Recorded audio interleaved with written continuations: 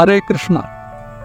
In order to perform devotion to Krishna and return back to the Supreme Lord Krishna, we have to learn how to perform pure devotion to Krishna from the pure devotees and from the Vedic scriptures.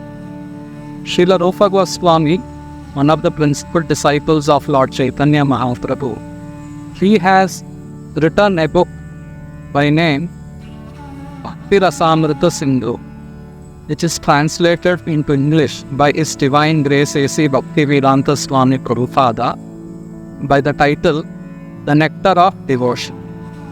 In this book, Srila Rupa Goswami has systematically described how one can advance from the lowest stage to the highest stage of perfection, quoting references from various scriptures with examples.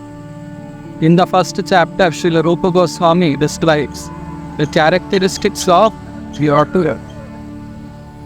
A devotee who is engaged in worshipping the Supreme Lord, performing pure devotion to Krishna, he never aspires for any material benefit in return for this pure devotion that he performs.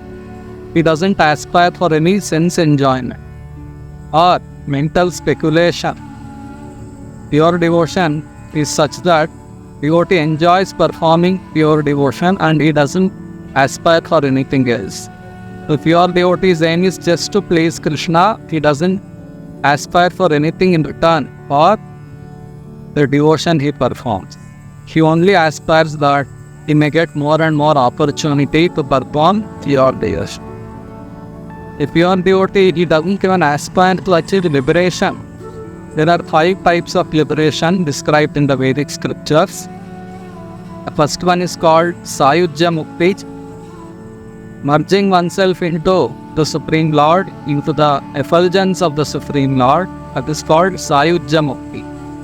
Generally, impersonalists, they like this type of liberation. They want to merge inside the Lord. The Lord satisfies such souls by absorbing them into His effulgence. Even though they don't lose their identity, soul is eternal, soul can never get destroyed. But people misunderstand and they want to become one with God. To fulfill the desires of such souls, those who are generally impersonalists, they aspire for Sayujya Mukti, becoming one with the Lord. The next type of liberation is called Salokya Mukti, residing in the same planet as the Supreme Lord. In the Vaikuntha Lokas or Goloka Vrindavana, innumerable pure devotees stay with the Lord. That type of liberation is called Salokya Mukti. The third type of liberation is Sarupya Mukti, having the same bodily features as the Supreme Lord. Just like Lord Krishna is extremely beautiful, devotees who aspire for Sarupya Mukti, they get beautiful bodily features resembling the Supreme Lord Himself. The next kind of liberation is called Sarshti Mukti, achieving opulences just like the Lord. So if devotee is highly opulent in the spiritual world like the Supreme Lord Himself. And then Samipya Mukti, the fifth one, to stay with the Lord. Samipya means to be connected with the Lord.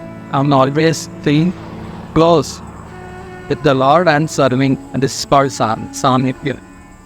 So a pure devotee, he doesn't aspire for any of these 5 kinds of liberation. He is happy performing devotion to Krishna without any expectation in return, and he aspires to do more and more devotion to Krishna. This is the characteristic of pure devotion. Srila Rupa Goswami lists 6 characteristics of pure devotion in his book, Bhakti Rasamrita Sindhu. So let me read that. So Srila Rupa Goswami says, pure devotional service brings immediate relief from all kinds of material distress. So when one performs pure devotion, it relieves one from the distress of this earth. That is the first point.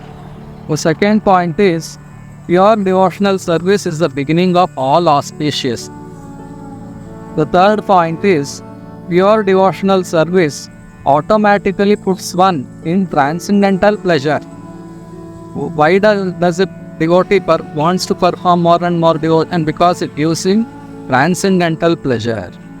The fourth point is pure devotional service is rarely achieved.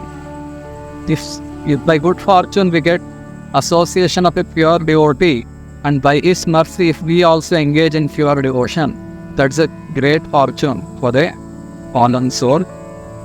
The fifth point is those in pure devotional service deride even the conception of Dudresh.